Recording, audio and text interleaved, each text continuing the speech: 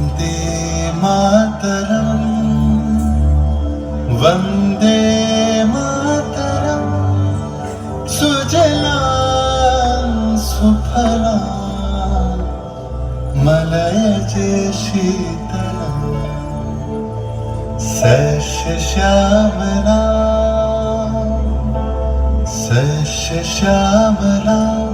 मातरं वन्दे मातरम्।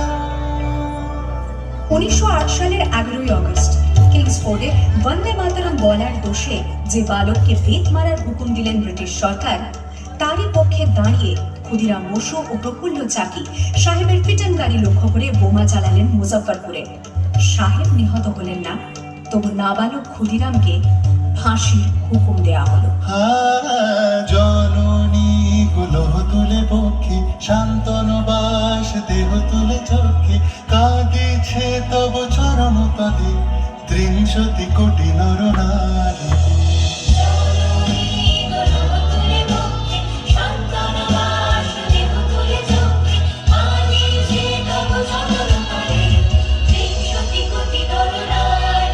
যারা স্বর্গগত তারা এখনো জানে স্বর্গের যে প্রিয় জন্মভূমি স্বদেশ প্রতের মহাদীক্ষালু সেই মৃত্যুঞ্জয়ের চরম চুমি। যারা জীর্ণ জাতির বুকে জাগালো আশা মৌন মলিন মুখে জোগালো ভাষা। আজি রক্ত কমলে গাথা আজি রক্ত কমলে গাথা মাল্য খায় বিজয় লক্ষ্মী দেবতাদের গলে মুক্তির মন্দির শোকানো তলে কত প্রাণ হলো বলিদান। লেখা আছে অশ্রু জলে লেখা আছে অশ্রু জলে।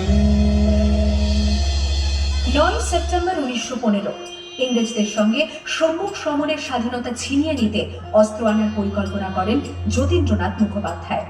বালেশ্বরে সঙ্গীদের নিয়ে জাহাজ থেকে সেই অস্ত্র নামাতে গেলে ইংরেজ বাহিনী তাদের ঘিরে ফেলে। বুড়িবালমের তীরে লড়াই বাঁধে বিরাট ইংরেজ বাহিনী বনাম বাঘা যতীন ও তার 4 সতীর্থদের। এককালে শুধু ভোজালি হাতে যিনি বাঘ মেরেছিলেন, সেই বীর সেদিন লুটিয়ে পড়লেন। আমি হাসি হাসি পড়ব ফাঁসি দেখবে ভারতবাসী। ও মা হাসি হাসি পড়ব ফাঁসি দেখবে ভারতবাসী। একবার বিদায় দে মা ঘুরে আসি। 18 এপ্রিল 1918 মাস্টারদা সূর্য সেন ও তাঁর 65 জন শিষ্য মিলে পরিকল্পনা করে চট্টগ্রামে ব্রিটিশ পুলিশের অস্ত্রাগার লুট করেন এবং তারপরে লুকিয়ে আশ্রয় নেন জালালাবাদ পাহাড়ে।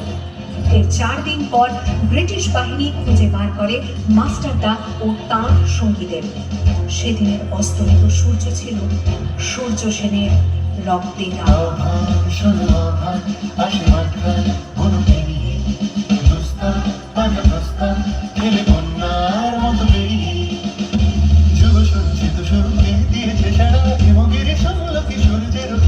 যাত্রা শুরু ছুটে দুর্বার বেগে ত্রুটি মুক্ত শতরুটি যাত্রা শুরু ছুটে দুর্বার বেগে ত্রুটি মুক্ত শতরুটি। এই শুধু সত্য যে নবপ্রাণী জেগেছে রণসাজে সেজেছে অধিকার অর্জনে। এই শুধু সত্য যে নবপ্রাণী জেগেছে রণসাজে সেজেছে অধিকার।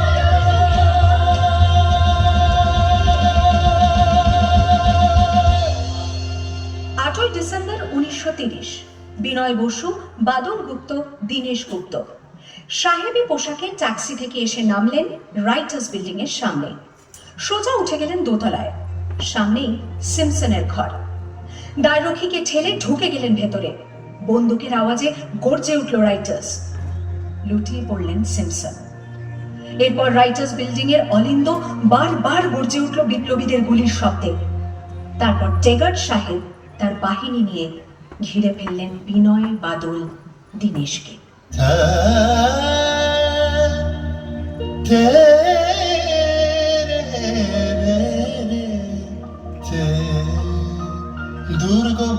কান্তার মরুদুস্তর পারাবার হয়ে লঙ্ঘিতে হবে রাত্রি নিশীতে যাত্রীরা হুঁশিয়ার।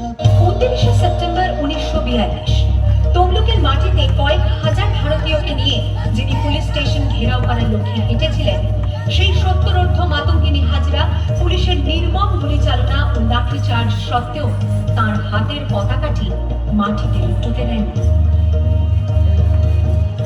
আর ঠিক তার পরের বছর 1943-এর 30শে ডিসেম্বর জাপান সরকারের অধীনে থাকা আন্দামান দ্বীপ সেদিন হস্তান্তর করা হলো Indian national আর্মিকে।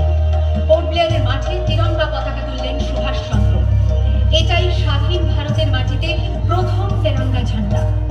আইএনএর commander in chief Subhash Chandra Bose হলেন ভারত, যাকে স্বীকৃতি দিয়েছিল 18টি দেশ।